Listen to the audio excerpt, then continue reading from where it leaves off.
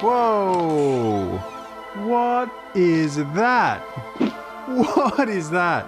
I have genuinely no idea what that is.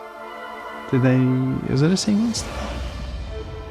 Huge, hairy, and faceless. The objects in these photos aren't like anything we can recognize. We've only explored 20% of Earth's oceans. So, are these mystery blobs just an undiscovered creature of the deep? Whatever that is. For centuries, unidentified creatures have been washing up on our coastlines. The first photographed case was in 1896. These bizarre things even have a name: Globster, glob monster, a term that made waves in the 60s, when something unexplained washed up in Tasmania. This is Hobart. The island is famous for its apples, for its scallops and for its hops, and now it's got a monster on its hands. All over the world, people want to know what it is that's been found on the beach up on the west coast here. So in winter 1962, stockmen stumbled upon this giant blob covered in short fur, really terrible odour coming from it, no eyes. What was it? The first man with any scientific training who went there and who looked at it was Bruce Mollison of the CSIRO. In the cold light of a Hobart early morning, what is it? That I've always avoided saying. My main interest in it lies in the fact that I don't know what it is. Many people thought this could well be the discovery of a new species. Does it resemble any known living creature? None that we can think of, and we've also looked at some fossil records. It certainly looked fairly odd in the photographs, so a lot of people from all over the world started writing to CSIRO and to the Tasmania Museum asking for more information about it. Using an electron microscope, the Tasmanian globster was later identified as whale collagen, although some locals still refer to it as a monster. This has gone on for decades, and I still talk to people that say maybe the scientists have got it wrong, maybe there's a conspiracy theory, whatever. People still want there to be a monster, a sea monster out there to be discovered. Hey Vanessa, I'm going to send you some photos and I need you to help me figure out what the hell I'm looking at here. Okay, I love looking at these.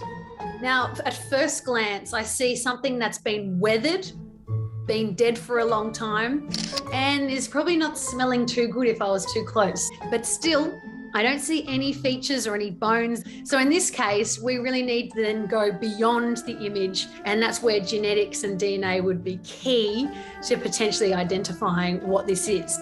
It doesn't seem like we're going to solve this mystery today. So what about this one? It looks extraterrestrial. It does look like an alien. When you see this, it's got this protruding head-like shape. So it kind of looks like a brain, but it's not. What you can see here is a baleen whale. A what? Baleen whale, so a toothless whale, because I can see those really clear throat pleats which extend from the throat all the way down to the belly. It's an upside down whale, of course. It's the chin thing. You are staring directly at its stomach and its private parts. And if I zoom in here, we may have a female humpback whale. I can see two little dots on either end there, which indicate to me that this is most likely the mammary slits, or in other words, its breasts. Another witness's photo confirms it's a baleen whale, specifically a humpback.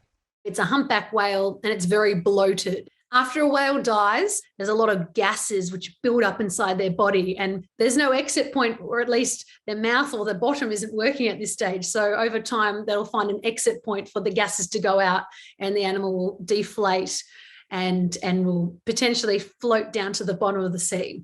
A dead whale might seem like a bad omen, but it's good news for some. Whale people have a dreamtime story. We call it the sleeping whale. The ending of that whale dreaming is the whale went to sleep in this certain bay. And that certain bay is prime area where everybody wants to go to. The oysters are massive. It's like how science see it today. When the whales fall to the bottom of the ocean, and they become part of that sea country and they give back to the country. Whale falls can also help fight climate change. We know that they store a lot of carbon in their bodies. We're talking about an animal 40,000 kilograms, the size of a bus, That's a huge amount of carbon going down to the ocean. In terms of how it ranks, that's got to be up there. This is next level. This is next level weird.